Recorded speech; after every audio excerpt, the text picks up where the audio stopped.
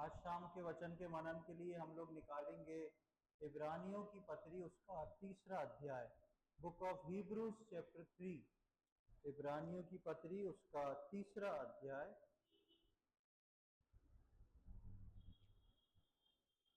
Hebrews chapter 3 और उसकी 19वीं आयत, वर्स 19।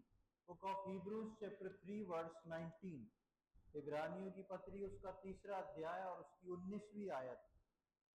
अतः हम देखते हैं कि वे अविश्वास के कारण प्रवेश न कर सके। यहाँ पर हम देखते हैं एक बात इजराइलियों के विषय में लिखी हुई है और उनका उदाहरण लेके आके लिखा हुआ है। अतः हम देखते हैं, आप तीसरा अध्याय पढ़ेंगे तो तीसरे अध्याय में लगभग उन्हीं के विषय में, इजराइलियों के विषय में बहुत सारी बातों को लिखा हुआ है। और लिखा है कि आखिर में वहां पर पहुंच के लिखा है कि अतः हम देखते हैं कि वे अविश्वास के कारण प्रवेश ना कर सके। कहां पर प्रवेश ना कर सके? कनान में प्रवेश ना कर सके। किन के लिए लिखा है? इजराइलियों के लिए लिखा है।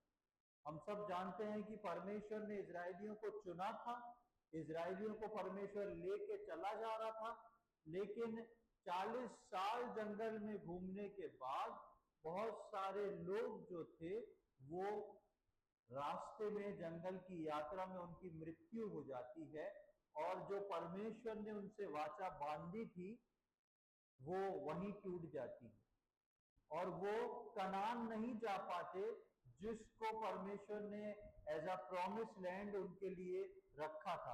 यहां इजराइलियों के बारे में लिखा है जो अपने अविश्वास के कारण कनान में प्रवेश ना कर सके। जब अविश्वास शब्द सामने आता है तो हम सोचते हैं कि अविश्वास वो है कि लोगों ने विश्वास नहीं किया, वही तो अविश्वास है। विश्वास ना करना अविश्वास है। लेकिन बाइबल जो है जिन इजराइलियों के विषय में बताती है और जो नए नियम के विषय में बताती है, वो अविश्वास यहाँ पे वो अविश्वास नहीं है जिसको हम सोचते हैं या पढ़ते हैं। ये एक बहुत खास किस्म का अविश्वास था जिसके लिए परमेश्वर का वचन बोलता है कि इस खास किस्म के अविश्वास के कारण ये लोग उस प्रतिज्ञा के देश में प्रवेश ना कर सके। विश्वास और अविश्वास में एक गहरा अंतर है। विश्वास और अविश्वास में एक गहरा अंतर है। और मैं फिर से बताऊं, मैं उस अंतर की बात नहीं कर रहा कि अविश्वास यानी विश्वास ना करना, नहीं। ये गहरा अंतर क्या है जिसे आज लोग समझते नहीं है। इस गहरे अंतर को लोग समझते नहीं है। प्रभु को ग्रहण करके उस पर विश्वास रखना अलग बात होती है, एक अलग विश्वास है।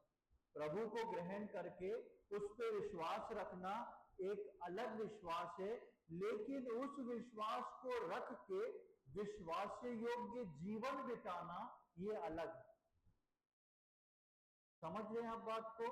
प्रभु को उद्धारकर्ता के रूप में ग्रहण करना, मैं प्रभु यीशु मसीह पर विश्वास करता हूं, वो मेरे पापों के लिए आया, मेरे लिए मारा गया, गाड़ा गया, क्रूस पे चढ़ा, अब मेरा उद्धार हो गया, मैंने उसको उद्धारकर्ता के रूप में ग्रहण कर लिया, ये आपका एक विश्वास है। लेकिन उस विश्वास को लेके जब तक आपकी जिंदगी है या जब तक प्रभु यीशु मसीह नहीं आ जाए, उस विश्वास को लेके विश्वास योग्यता से चलना, ये वही विश्वास है जो इजरायली लोग नहीं दिखा पाए, जिसके लिए वो बोलता है कि हम देखते हैं कि वे अविश्वास के कारण प्रवेश ना कर सके, उस प्रॉमिस लैंड में वो प्रवेश ना कर सके। और यदि एक विश्वासी विश्वास योग्यता का जीवन नहीं बिताता है तो वो अविश्वास गिना जाता है। यानी कि आपने प्रभु यीशु मसीह को उद्धारकर्ता के रूप में ग्रहण किया है, आप विश्वासी हैं, लेकिन हर विश्वासी के लिए यह जरूरी नहीं कि उसका जीवन विश्वास योग्य हो। जैसे कि इन इजरायलियों के विषय में लिखा है कि इन इजरायलियों को मालूम था कि परमेश्वर ने हमको छुटकारा देगा, और परमेश्वर ने इनको छुटकारा दिया, इनकी प्रार्थनाओं का उत्तर दिया, और 430 वर्ष के बाद ये लोग मिस्र की गुलामी में से निकले। परमेश्वर ने इनको समुद्र पार करा दिया, लाल समुद्र को पार कराया, ये लोग पार कर गए। इनमें से सब यहूदी थे, सब बोलते थे हम जो है अब्राहम, इजाक और याकूब के परमेश्वर को मानते हैं, उससे प्रार्थना करते हैं, वो हमारी प्रार्थना सुनता है। इन सब का विश्वास था किसके ऊपर? परमेश्वर के ऊपर। फिर ये अविश्वास में कैसे गिन लिए गए? इसी अंतर को आज हम समझने जा रहे हैं कि विश्वासी होना बात अलग है, लेकिन विश्वासी होने के बावजूद उसके साथ में परमेश्वर के वचन को लेके सारे जीवन में विश्वास योग्यता से खड़े होना, ये अलग बात है। और यदि एक विश्वासी के अंदर विश्वास योग्यता नहीं, तो हमारे सामने एक बड़े उदाहरण के रूप में इब्रानियों में लिखा हुआ है, अतः हम देखते हैं कि वे अविश्वास के कारण प्रवेश ना कर सके। इसलिए विश्वासियों को, जिन्होंने प्रभु यीशु मसीह को उद्धारकर्ता के रूप में ग्रहण किया और अपने आप को विश्वासी कहते हैं, उनको बहुत ही सतर्क रहना जरूरी है। हो सकता है हम विश्वासी हों, लेकिन ये जरूरी नहीं कि मैं और आप विश्वास योग्य हो। अब ये विश्वास का जीवन और विश्वास योग्यता को हम आगे देखेंगे। ये जो इजरायली थे, परमेश्वर ने उनको चुना था। पुराने नियम में जो इजरायली थे, हमने पिछले दिनों में बाइबल स्टडी में देखा है कि इनको परमेश्वर ने चुना था, और परमेश्वर ने चुना था और अपनी प्रतिज्ञा दी थी। क्या प्रतिज्ञा दी थी इजरायलियों को? हाँ, कनान देश में ले जाने की प्रतिज्ञा दी। इजरायलियों को सबसे बड़ी प्रतिज्ञा जो मिली थी वो ये थी कि मैं तुमको गुलामी में से निकाल के एक आजाद देश में पहुंचा दूंगा, वो तुम्हारा देश होएगा, एक दूध और मधु की धाराएं बहने वाले देश में ले जाऊंगा। ये परमेश्वर ने प्रतिज्ञा की थी। तो ये जो इजरायली थे, इनको परमेश्वर ने चुना था और अपनी प्रतिज्ञा दी थी कि तुमको कनान ले जाऊंगा, पर फिर भी ये नहीं जा पाए। क्योंकि इनके अविश्वास ने इनको रोक दिया था। यानी कि परमेश्वर की प्रतिज्ञा क्या झूठी है? परमेश्वर की प्रतिज्ञा कभी झूठी नहीं।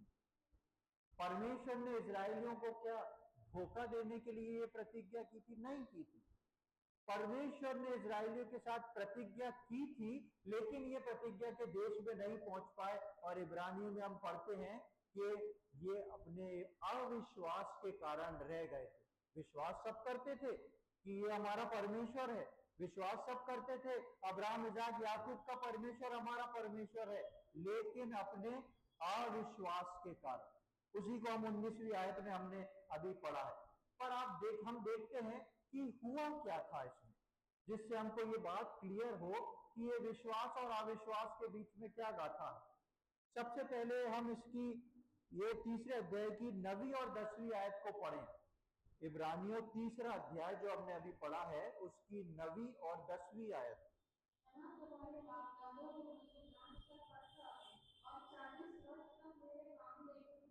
इस कारण मैं उस समय के लोगों से क्रोधित रहा और कहा, इनके मन सदा भटकते रहते हैं और इन्होंने मेरे मार्गों को नहीं रखा। यहाँ पे हम देखते हैं कि लिखा गया है, जहां तुम्हारे बाप दादाओं ने मुझे परखा। ये इजरायलियों को लिखा जा रहा है, उन बाप दादाओं का जिक्र किया जा रहा है जो जंगल में मर गए, जो कनान नहीं पहुंच पाए।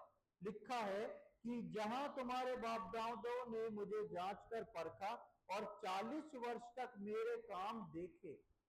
परमेश्वर ने जैसे इनको निकाला था मिस्र से, तब से ये अपने परमेश्वर को देखते चले आ रहे थे कि ये परमेश्वर जो है दिन में बादल का एक घेराव बन के, छाया बन के हमारे सामने चलता है, रात में आग का खंभा बन के हमारे सामने चलता है, ये समुद्र को खोल देता है, जब भूख लगती है तो ये खाने को देता है, हमारे कपड़े हमारे जूते इन 40 वर्ष में कभी फटे नहीं, चलते जा रहे सारे कार्यों को, परमेश्वर के सारे कार्यों को ये इजरायली लोग देखते जा रहे थे और परमेश्वर पर विश्वास रखते थे कि ये हमारा परमेश्वर है। लेकिन 10वीं आयत क्या लिखती है, इस कारण मैं उस समय के लोगों से क्रोधित रहा और कहा, इनके मन सदा भटकते रहते हैं और इन्होंने मेरे मार्ग को नहीं जाना। और 9वीं आयत में हमने देखा, मेरे को जांच के और परखा। अपने परमेश्वर पर विश्वास करने के बाद भी ये लोग जो थे परमेश्वर को जांचते थे और परखते थे, क्या ये हो जाएगा, क्या मेरे लिए ये काम होगा कि नहीं, और उस कारण से वो एक अविश्वास को परमेश्वर के सम्मुख दिखाया करते थे। और इस अविश्वास से परमेश्वर उन लोगों से, सबने नहीं दिखाया, जितनों ने दिखाया उन लोगों से परमेश्वर जो था वो क्रोधित हो गया। और जब हम निर्गमन में आते हैं, मेरे साथ निर्गमन निकालने, निर्गमन उसका 16वां अध्याय, बुक ऑफ एक्सोडस चैप्टर 16, निर्गमन उसका 16वां अध्याय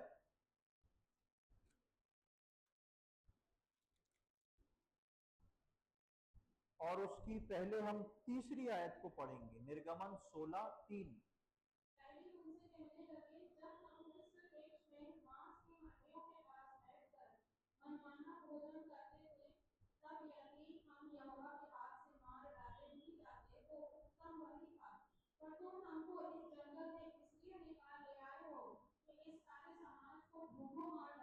हाँ, ये काम करते थे इजराइली। क्या काम करते थे, परमेश्वर से, मूसा से बोल रहे हैं कि हमको वो समय याद आता है जब हम मिस्र में थे।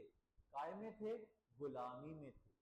मिस्र जो है संसार को और गुलामी को बताता है। जब हम गुलामी में थे, संसार में थे, तब हम उन मांस की हांडियों के पास बैठकर मनमाना भोजन करते थे। यानी कि वो उनका सबसे ब्लेसेड टाइम था, उनको बहुत अच्छा लगता था, भले ही गुलामी में है लेकिन एंजॉय कर रहे हैं, गुलामी में है लेकिन एंजॉय कर रहे हैं। और आगे क्या कहते हैं, तुम तो हमें इस जगह पर भूखा मार डालने को लाए हो, अगर हम तभी मर जाते तो हमारे लिए उत्तम होता। ये संसार की गुलामी कौन लोग बोल रहे हैं, संसार की गुलामी को कौन लोग पसंद कर रहे हैं, इजरायली लोग। यदि हम इसको इस दौर में लेके देखें तो ये विश्वासी लोग हैं जो क्या कह रहे हैं, प्रभु में आने से पहले मेरा जीवन ज्यादा अच्छा था, मैं आजादी के साथ घूमता था, कोई रोक टोक नहीं थी, जो मन चाहता खाता पीता, जो मन चाहता पहनता, जो मन चाहता जहां घूमने का जाता वो सब करता था, वो जीवन ज्यादा अच्छा था। क्या परमेश्वर मुझको यहाँ पे वो जीवन दे सकता है? ये इजराइल के लोग जो थे उसी बात की डिमांड करते हैं और अपनी गुलामी के दिन को ये भूल जाते हैं कि हम गुलाम थे। आज विश्वासी इस बात को भूल जाते हैं कि हम प्रभु में आने से पहले शैतान की गुलामी में थे, उस गुलामी में होके चल रहे थे, लेकिन आजादी में आने के बाद जो है प्रभु पर भरोसा तो कर रहे हैं लेकिन प्रभु के सम्मुख विश्वास योग्य नहीं, क्योंकि सोचते हैं हमको अपने हिसाब से चलना। ये इनकी सबसे बड़ी अविश्वास योग्यता जो गिनी गई थी इजरायलियों की, वो क्या थी, भरोसा परमेश्वर पर चाल अपने हिसाब से। ये सबसे कठिन काम है और यही आज विश्वासी जगत पे हो रहा है, नाम परमेश्वर का लेना लेकिन चलन जो है वो मेरे हिसाब से होएगा, मुझे जो पसंद है वो तो मैं करूंगा ही करूंगा, चाहे दूसरे को पसंद आए या ना आए। एक तरफ मैं विश्वासी भी कहलाऊंगा लेकिन जो मुझे पसंद है उस बात को मैं करके ही रहूंगा। इसी की 17वें अध्याय में आ जाए, 17वें अध्याय की 2री और 3री आयत को देखें, वहां क्या लिखा हुआ है।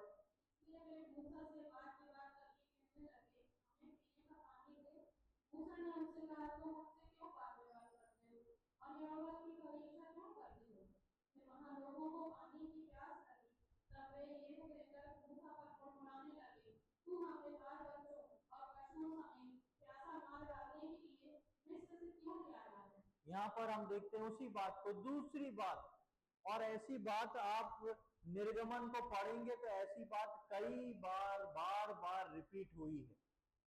ये फिर वही बात बोलते हैं, हमको प्यास लगी, हमको पानी दे, और तुम हमको यहाँ पर मरने के लिए क्यों ले आए हो।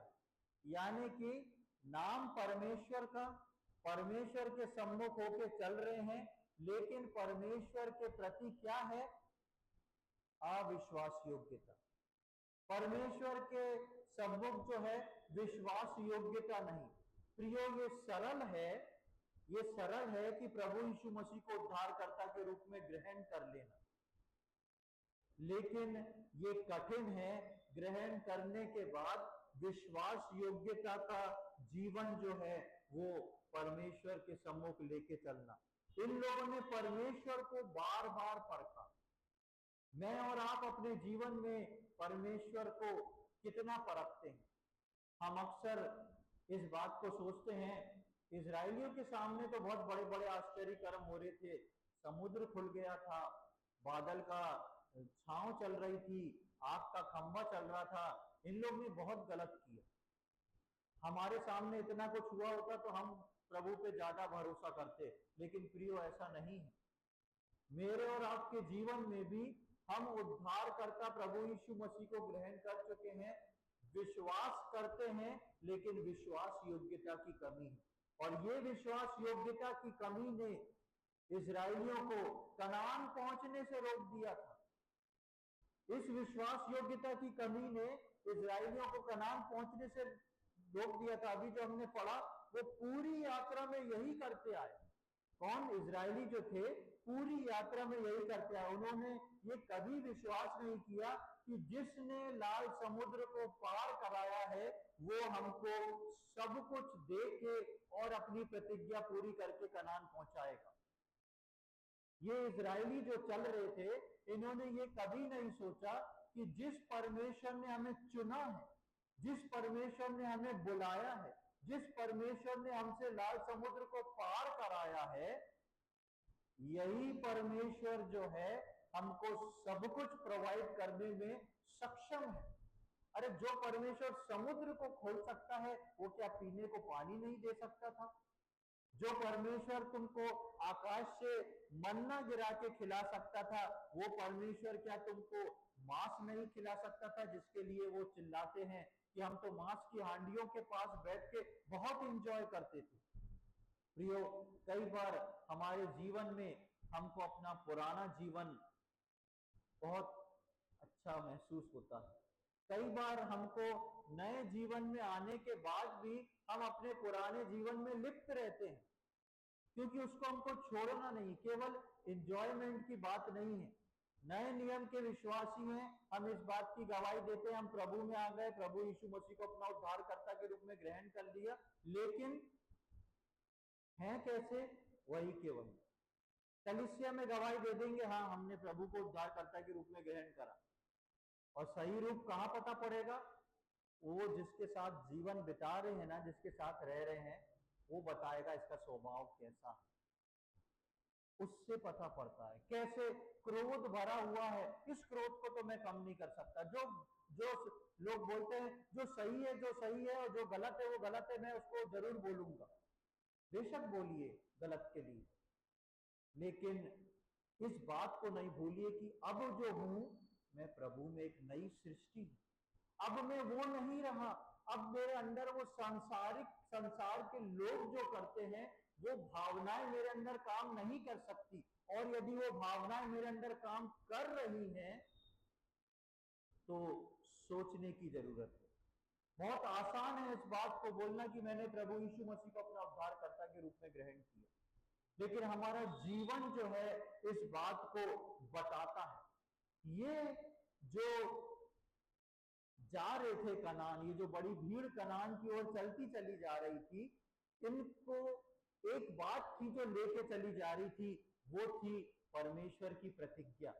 उनको मालूम था कि ये समय हमको पास करना, ये जर्नी जिसमें हम चल रहे हैं इसको पास करना है, और इसको पार करने के बाद हम एक दूध और मधु की धाराओं में उस स्वर्गीय कनान के देश में पहुंच जाएंगे जो स्वर्ग जैसा होगा।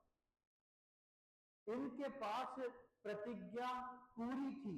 और ये लोग क्या करते थे जानते हैं? ये लोग जब जब उस यात्रा में भजन गाते थे, जब जब मनन करते थे, इस बात को बोला करते थे कि हम एक उत्तम देश जा रहे हैं, हम एक उत्तम देश जा रहे हैं। ये परमेश्वर की प्रतिज्ञा थी ना। परमेश्वर ने बोला था ना कि मैं तुमको मिस्र से निकाल के कनान की ओर ले जाऊंगा। इस प्रतिज्ञा को ये बोलते चले जा रहे थे कि हम कनान जा रहे हैं, हम कनान जा रहे हैं, पर गए क्या? नहीं गए। आप इसको आगे पढ़ेंगे तो आप देखेंगे कि वहां लिखा है कि उनके शव जो थे वो जंगल में पड़े हुए सड़ते रहे। परमेश्वर की प्रतिज्ञा थी, लेकिन प्रतिज्ञा पूरी नहीं हुई। प्रतिज्ञा को बोलने से कभी भी कुछ हासिल नहीं होगा। आजकल बहुत सारी ऐसी शिक्षाएं चल गई हैं जहां पे प्रतिज्ञाओं को बोलना सिखाया जाता है। प्रतिज्ञाओं के बोलने के लिए सबसे पहले आप उद्धारकर्ता के रूप में प्रभु यीशु मसीह को सही रूप से ग्रहण करे हो। और प्रतिज्ञा काम तब करेगी जब आपका जीवन विश्वास योग्य हो। ये जीवन जो था वो विश्वास योग्य नहीं था। इजरायलियों का जीवन विश्वास योग्य नहीं था। और मैंने बताया कि इजरायलियों जब जब पर्व मनाते थे, जब जब बलिदान देते थे, इन 40 सालों की यात्रा में ये लोग एक ही बात बोला करते थे, हम कनान जा रहे हैं, हम कनान जा रहे हैं, पर नहीं जा पाए। इस बात को बहुत ध्यानपूर्वक सुने। आप परमेश्वर के वचन को खोल के परमेश्वर की प्रतिज्ञा को लेके घोषणा करते रहेंगे, और जिस दिन यह छूट जाएंगे उस दिन आप कहेंगे ये क्या हो गया। परमेश्वर के वचन की घोषणा करने से कुछ नहीं मिलेगा। याद रखिए आप, आजकल इस बात को सिखाया जाता है परमेश्वर के वचन की घोषणा करो, परमेश्वर की वचन की घोषणा करो, सुबह घोषणा करो, दोपहर में जाके अपने हिसाब से काम करो। क्या विश्वास योग्यता रही? नहीं रही। परमेश्वर की घोषणा कि हम कनान जाएंगे ये इस्राएली करते थे, लेकिन परमेश्वर का वचन क्या बोलता है? वो सब जंगल में ढेर हो गए। परमेश्वर की प्रतिज्ञा झूठी थी क्या? नहीं थी। झूठी इसलिए नहीं थी क्योंकि बाकी लोग इजरायली जो थे वो कनान पहुंचे। क्यों पहुंचे? जो परमेश्वर के भय में चलते थे। परमेश्वर का वचन आप कितना भी बोल ले उससे कुछ नहीं होएगा। होएगा कब? जब आप परमेश्वर के वचन के अनुसार चलेंगे। परमेश्वर कहीं नहीं बोलता अपने वचन में कि मेरे वचन को बोलते जाओ और पार होते जाओ। नहीं, परमेश्वर में बोलता है मेरे वचन को पढ़ो और मेरे स्वरूप में ढलते चले जाओ, तब तो तुम आत्मिक कनान जिसके लिए परमेश्वर मुझको और आपको, प्रभु यीशु मसीह मुझको और आपको लेने आने वाला है, वहां पर पार कराने जा रहा है। प्रियो, अपने आप को हम धोखे में ना रखें। परमेश्वर का वचन, जो भी बात आपके सामने आती है, सबसे पहले परमेश्वर के वचन में देखें ऐसा लिखा है कि नहीं। अगर लिखा है देन यू आर राइट, आप उसको फॉलो करें। अगर नहीं लिखा है तो बहकावे में ना जाएं। एक लहर जो चल रही है उसके पीछे ना दौड़े। इस बात को समझें, परमेश्वर का वचन की घोषणा में कुछ नहीं रखा है, परमेश्वर का वचन को पालन करके परमेश्वर के वचन पे चलने को लिखा है। तब मैं और आप जो है पार जा सकते हैं। आप अगर उद्धार पा लिए हैं और जीवन में शालीनता, शांति और आनंद नहीं, तो इसका मतलब कुछ गड़बड़ है। उद्धार पा लेने के बाद भी आप जो हैं एक चिड़चिड़े स्वभाव के हैं। उद्धार पा लेने के बाद भी यदि आपका गुस्सा आपके सम्मुख रखा हुआ है, उद्धार पा लेने के बाद भी आप वही करते जो पहले करते आए थे, तो वो आपके लिए सोचने का अवसर है कि आप किस स्थान पर खड़े हैं, आपका उद्धार जो है वो कैसा है। मैंने बताया विश्वास में और विश्वास योग्यता में बहुत बड़ा अंतर है।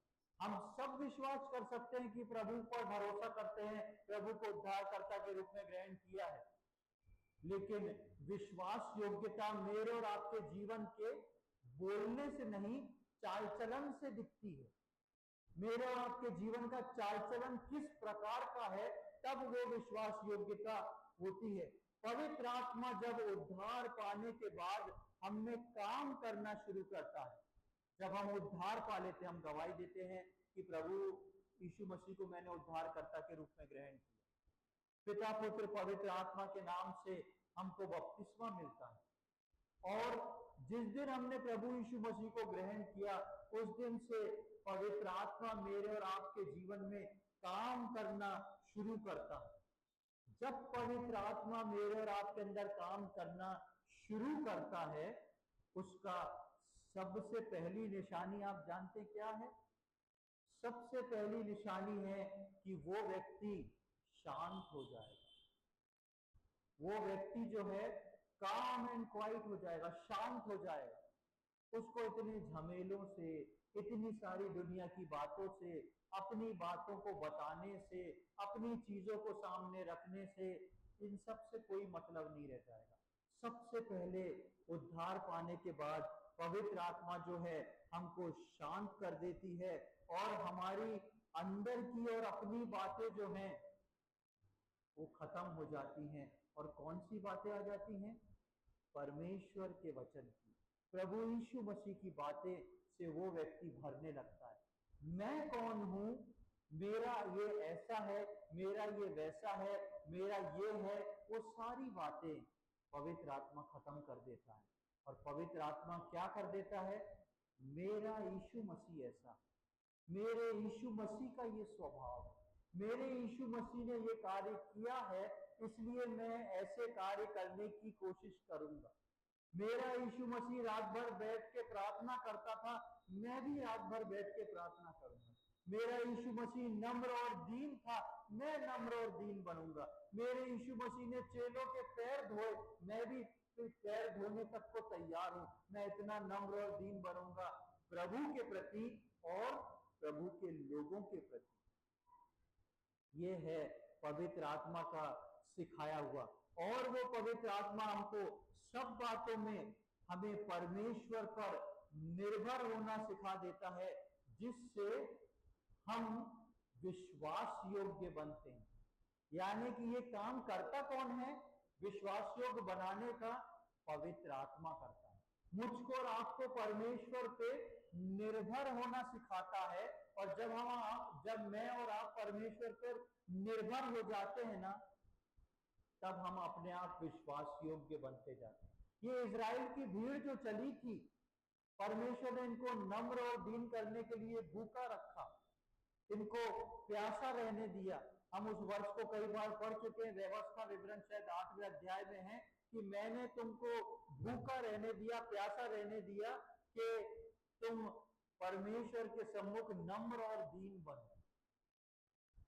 क्यों? परमेश्वर उनको एक डिपेंडेंस होना, अपने ऊपर एक डिपेंडेंसी सिखा रहा था कि मेरे ऊपर डिपेंड होना सीखो, जिसको वो कभी नहीं सीखे। वही बात नए नियम के विश्वासियों को उद्धार पाने के बाद पवित्र आत्मा आज सिखा रहा है, मेरे ऊपर डिपेंड हो, मेरे पे भरोसा रखो। जब मुझ पे डिपेंड होके मुझ पे भरोसा रखोगे ना, तो मैं तुमको कनान की यात्रा में विश्वास योग्य बना दूंगा। जिस दिन अंतिम तुरी बजेगी, उस दिन प्रभु तुमको विश्वास योग्य जान के उठा लेगा। ये नहीं कहेगा कि ये अविश्वासी है, विश्वास किया है, उद्धार किया है, लेकिन विश्वास योग्य नहीं दिखा। इसलिए नए नियम में हम पढ़ते हैं कि न्याय के दिन बहुत सारे लोग चिल्लाएंगे और बोलेंगे, प्रभु हमने तो आपसे प्रार्थना करी, हमने आपके नाम से दुष्ट आत्माओं को निकाला, हमने तो आपके नाम से ऐसे ऐसे काम किए, फिर क्यों? तो परमेश्वर बोलता है, प्रभु यीशु मसीह बोलता है, हे दुष्ट और निकम्मे, मैं तुझको नहीं जानता। क्यों नहीं जानता? उनने तो प्रभु को उद्धारकर्ता के रूप में ग्रहण कर लिया था। विश्वास था, लेकिन विश्वास योग्यता नहीं।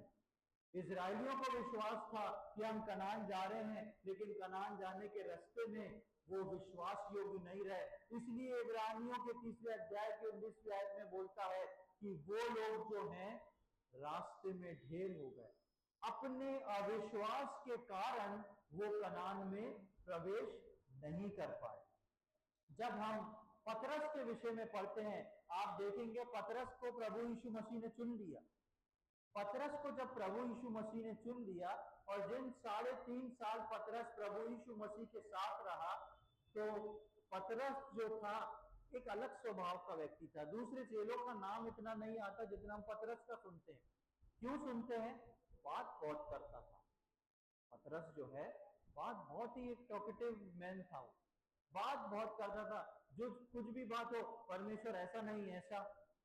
प्रभु ने कहा मैं बलिदान दूंगा, प्रभु को अलग ले जाके बोलता नहीं प्रभु ऐसा कभी ना हो। प्रभु ने बोला कि मेरी मृत्यु के समय तुम लोग मुझे पकड़वाओगे, तुम में से एक मुझे पकड़वाएगा। वो बोलता है मैं आपकी मृत्यु के साथ आपके साथ चलूंगा, मैं मरने को तैयार हूं।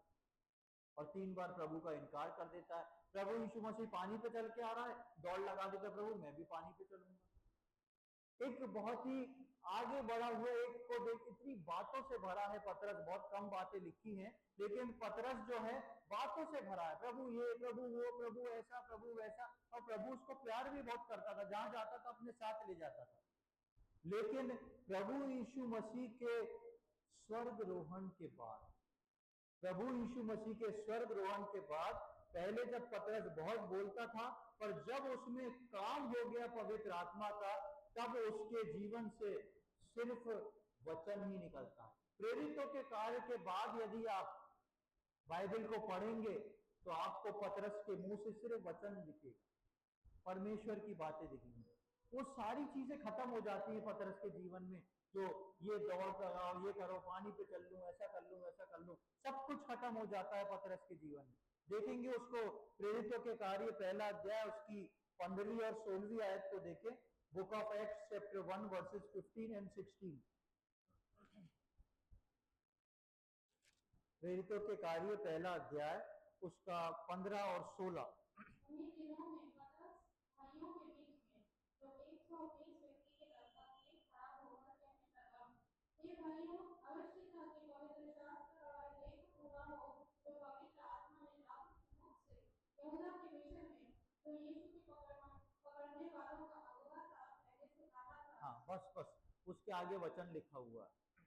यहाँ पे पतरस प्रभु यीशु मसीह के, इसके पहले का आप स्टेटस देखेंगे तो पतरस जाके प्रभु यीशु मसीह की कब्र में झांकता है कि वहां पर प्रभु यीशु मसीह के वस्त्र पड़े हैं, प्रभु यीशु मसीह नहीं। उसके बाद हम देखते हैं कि पतरस प्रभु यीशु मसीह आके चेलों से मिलते हैं एकांत कमरे में और बोलते हैं तुम्हें शांति मिले। अब प्रभु यीशु मसीह का स्वर्गरोहण हो गया, ये लोग बैठ के प्रार्थना कर रहे हैं। इस बीच पतरस के अंदर ऐसा काम होता है कि अब जब पतरस कुछ बोलने को खड़ा होता है तो बोलता है, हे भाइयों, तुम ये जानते हो कि परमेश्वर का जो वचन बोला गया था उसका पूरा होना जरूरी था। कहां से पतरस के सामने ये बात आ गई, और पतरस अब जो है 120 लोगों के सम्मुख खड़े होके इस बात को बोल रहा है।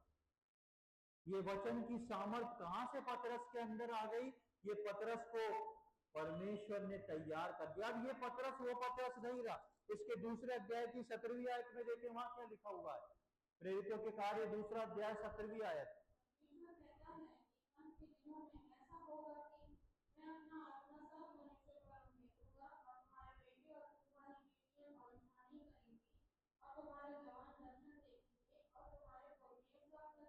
हाँ, अब पतरस ये नहीं बोल रहा अरे मेरे को देखो मैं यीशु मसीह के साथ चलता था, वो जिसने तुम्हारे लिए प्राण दे दिया ना, वो मैं मेरे साथ चलता था, मैं उसका प्रिय चेला था।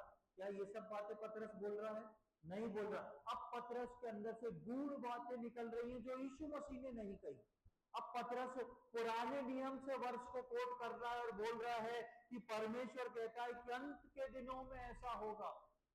पतरस अपने भूतकाल की बात को निकाल के बता रहा है, मेरे और आपके आने वाले समय के लिए भविष्य काल की बात को बता रहा है कि अंत के समय में ऐसा होगा। ये बुद्धि पतरस के अंदर कहां से आ गई?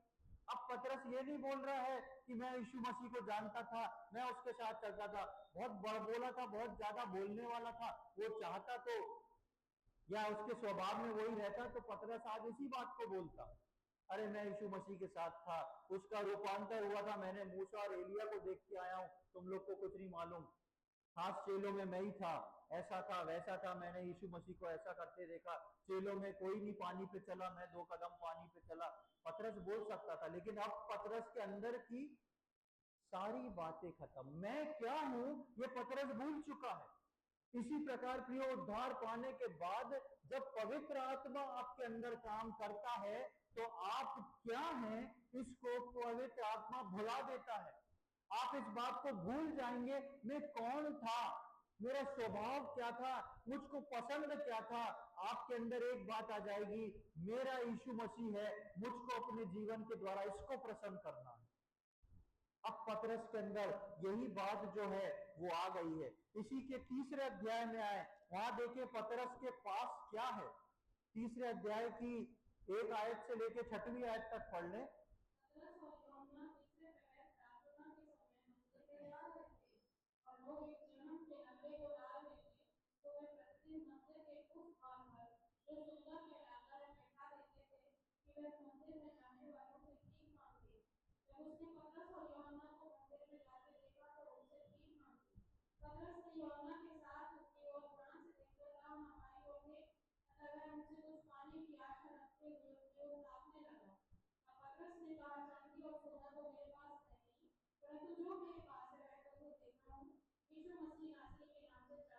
यहाँ पे हम पतरस को देखते हैं कि पतरस एक भीख मांगने वाले व्यक्ति को, एक लंगड़े व्यक्ति को चंगा करता है।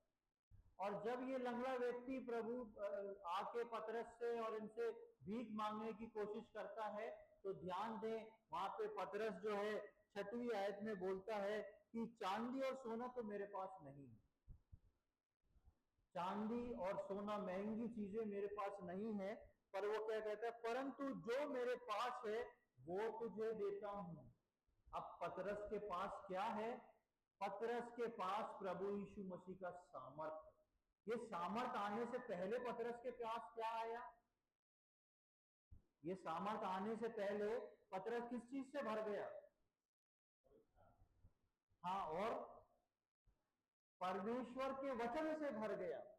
पवित्र ये जो पतरस है, हम पहले अध्याय से देख रहे हैं, अब उसके अंदर से एक फ्लो निकल रहा है वचन का।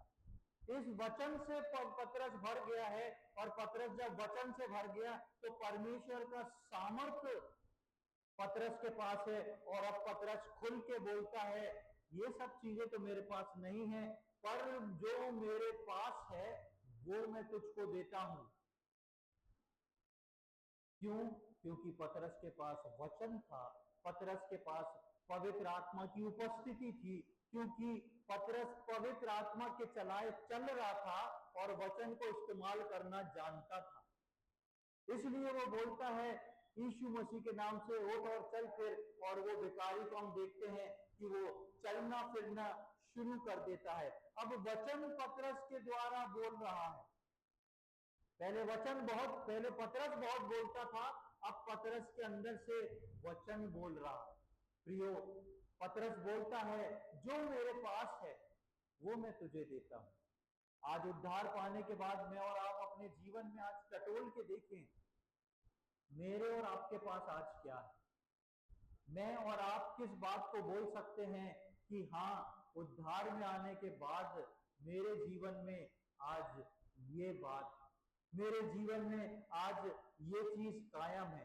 अब पतरस शांत और गंभीर है, अब उसमें से सिर्फ वचन और यीशु के कार्य निकल रहे हैं। ना केवल वचन निकल रहा है, लेकिन यीशु मसीह के कार्य निकल रहे हैं। इसलिए पतरस जो था वो विश्वास योग्य गिना गया, और उसके बदलने से पहले ही प्रभु यीशु मसीह ने उसको बोल दिया था, तू पतरस से अर्थात पत्थर, और मैं तुझ पे अपनी कलीसिया को स्थापित करूंगा। अब पतरस के अंदर से वचन निकल रहा है, पतरस के अंदर से प्रभु यीशु मसीह की सामर्थ निकल रही है, और पतरस के अंदर से यीशु मसीह के कार्य निकल रहे हैं। प्रियो, मेरे और आपके जीवन में ये चीज होना बहुत जरूरी है। जब तक हम में ये गुण नहीं आ जाते, तब तक हम विश्वास योग्य नहीं बन सकते। हम एक विश्वासी बन सकते हैं। हम विश्वासी बन के परमेश्वर की आराधना कर सकते हैं। हम विश्वासी बन के परमेश्वर के वचनों को फैला सकते हैं। हम परमेश्वर के वचनों को पढ़ सकते हैं, प्रार्थना कर सकते हैं और बोल सकते हैं कि मैं एक विश्वासी हूं, मैंने प्रभु को उद्धारकर्ता के रूप में ग्रहण किया। लेकिन यदि विश्वास योग्यता नहीं तो हमारा भविष्य खतरे में। और इसी बात को हमने इब्रानियों में पढ़ा था। एक वापस इब्रानियों में आए और उसकी कुछ आयतों को हम फिर से देखेंगे। इब्रानियों जो हमने शुरू में पढ़ा,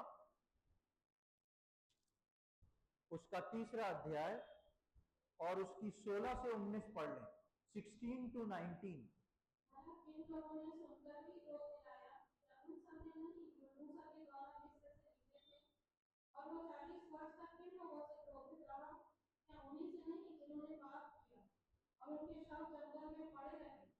और उसने किनसे शपथ खाई कि तुम मेरे विश्राम में प्रवेश करने न पाओगे? क्या केवल उनसे नहीं जिन्होंने आज्ञा न मानी? अतः हम देखते हैं कि वे अविश्वास के कारण प्रवेश न कर सके। देखिए यहाँ पे उन्हीं लोग का जिक्र है। कहाँ? इजरायली लोग का। लिखा है, भला किन लोगों ने सुनकर भी क्रोध दिलाया। मैं और आप जब विश्वास योग्यता से नहीं चलते हैं ना, तो पवित्र आत्मा को शोकित करते हैं और परमेश्वर को क्रोध दिलाते हैं। ये ना सोचे कि वो तो इजरायलियों के लिए था। इजरायलियों का एक कनान में प्रवेश निर्धारित करके रखा था। मेरा और आपका भी एक आत्मिक कनान में प्रवेश निर्धारित करके रखा है, जिसके लिए प्रभु यीशु मसीह बोलता है कि मैं आऊंगा और तुमको अपने साथ लेके जाऊंगा, जहां के लिए मेरे और आपके लिए प्रभु यीशु मसीह जगह को तैयार कर रहा है। लेकिन यहाँ पर हम पढ़ते हैं, भला किन लोगों ने सुनकर भी क्रोध दिलाया? क्या उन सब ने नहीं जो मूसा के द्वारा मिस्र से निकले थे? यानी कि मिस्र से कौन निकले थे? निकलने से पहले लहू लगा था चौखट पे, यानी कि वो सब मृत्यु से बच गए थे। वो उद्धार को बताता है कि प्रभु यीशु मसीह ने मुझको और आपको नया जन्म दिया है, मृत्यु से बचा लिया है, अनंत काल की मृत्यु से बचा के अनंत काल का जीवन दिया है। आगे लिखता है, और वो 40 वर्ष तक किन लोगों से क्रोधित रहा? क्या उन्हीं से नहीं जिन्होंने पाप किया और उनके शव जंगल में पड़े रहे? क्रोधित रहा क्यों? क्योंकि विश्वास परमेश्वर पे किया था, लेकिन पाप कर रहे थे, परमेश्वर की परीक्षा कर रहे थे। और 18वीं आयत में लिखा है, जिन्होंने आज्ञा नहीं मानी। आप प्रभु यीशु मसीह को उद्धारकर्ता के रूप में ग्रहण करके पाप भी कर सकते हैं, बिना आज्ञा माने भी अपना जीवन व्यतीत कर सकते हैं, परमेश्वर को क्रोध भी दिला सकते हैं, लेकिन आप अविश्वास योग्य ठहरेंगे। विश्वासी कहलाएंगे लेकिन अविश्वास योग्य ठहरेंगे। और उसके लिए लिखा है, अतः हम देखते हैं कि वे अविश्वास के कारण प्रवेश ना कर सके। और 16वीं आयत में लिखा है, भला किन लोगों ने सुनकर भी। आज मैं और आप वो विश्वासी हैं जिन्होंने परमेश्वर के वचन को सुन लिया। प्रियो, हम गफलत में ना रहें, हम शैतान की बातों में नहीं रहें कि जिंदगी हमारी यूं ही चलती चली जाएगी, हम परमेश्वर को भी प्रसन्न कर लेंगे और अपने हिसाब से भी चल लेंगे। ऐसा ही कुछ यहूदा जिसने प्रभु यीशु मसीह को पकड़वाया था, ऐसा कुछ यहूदा ने भी किया था।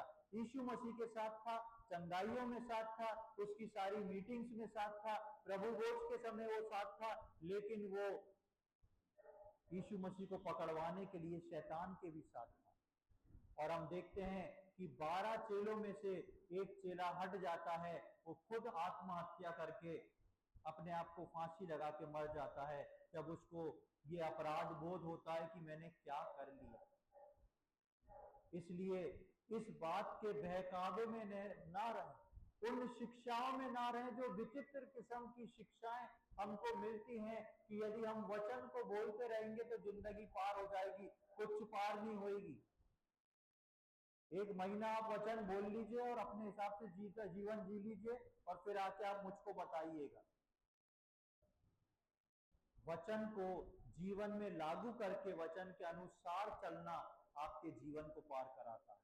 इसलिए प्रियो, भ्रम में ना रहें, सब करने से पहले परमेश्वर के वचन को खोल के सीखें, समझें कि परमेश्वर का आत्मा, परमेश्वर का वचन क्या कहता है, तब हम उसके अनुसार अपने जीवन को बिताएं और हम कभी भी उस अविश्वास योग्यता में ना जाएं। हमारे लिए ना लिखा जाए फलाना फलाना व्यक्ति विश्वासी था लेकिन अविश्वास योग्य रह गया। परमेश्वर इन वचनों को समझने में हम में से प्रत्येक की सहायता करे। प्रभु के नाम की महिमा। आइए हम प्रार्थना करें। प्रभु जी, हम धन्यवाद देते हैं सुंदर समय के लिए, धन्यवाद देते हैं प्रभु हमारे जीवनों में आपने ये अवसर प्रदान किया कि इस रीति से प्रभु हम आपके वचनों से सीखने समझने को आ सके। धन्यवाद देते हैं प्रभु सारी बातों के लिए। आप अद्भुत युक्ति वाले परमेश्वर हैं, अनुग्रहकारी, विलंब से कोप करने वाले, करुणा निधान परमेश्वर हैं। हम धन्यवाद देते हैं प्रभु। प्रभु हम देखते हैं आज वचन में कि किस प्रकार वो इजरायली जो अविश्वास योग्य रहे वो वहीं ढेर हो गए। वो प्रतिज्ञा पाने के बावजूद जंगल में मर गए। प्रभु हम प्रार्थना विनती करते हैं, आपने एक प्रतिज्ञा हमसे की है कि आप हमको लेने आने वाले। प्रभु जी, हम में जितने लोग यहाँ पर आज उपस्थित हैं, हम एक एक जन के लिए प्रार्थना करते हैं। प्रभु हम पर दया दिखाएं, हम पे तरस खाएं और प्रभु जी हम में से किसी का भी जीवन जो है अविश्वास योग्य ना हो, लेकिन प्रभु हम आपके विश्वास योग्य दास बन के वो बन सकें जो आप हमको बनाना चाहते हैं। आपका वचन से हम भर जाएं प्रभु जी, आपका वचन हमारे अंदर भर जाए और हमारे अंदर से प्रभु आपके वचन प्रवाह हो, हमारे अंदर से वचन की वो सामर्थ्य प्रवाह हो और हमारे अंदर से निकलने वाली ये सामर्थ्य और वचन दूसरों को जीवन में लाने वाला हो सके, दूसरों को विश्वास योग्य बनाने वाला हो सके। प्रभु हमारे जीवन में कोई भी कमी घटी है तो आप दया करके आज उसको दूर करें प्रभु जी, और अपनी बड़ी सामर्थ्य से हमको तैयार करें ताकि प्रभु आपके आगमन के लिए हम आपके विश्वास योग्य दास होके खड़े होने वाले हो सके। आज के दिन के लिए हम धन्यवाद देते हैं, आपने प्रार्थना को सुना उसके लिए हम धन्यवाद देते हैं। ये सारी बातें अपने उद्धारकर्ता प्रभु यीशु मसीह के पवित्र और मीठे नाम से मांगते हैं, आमीन।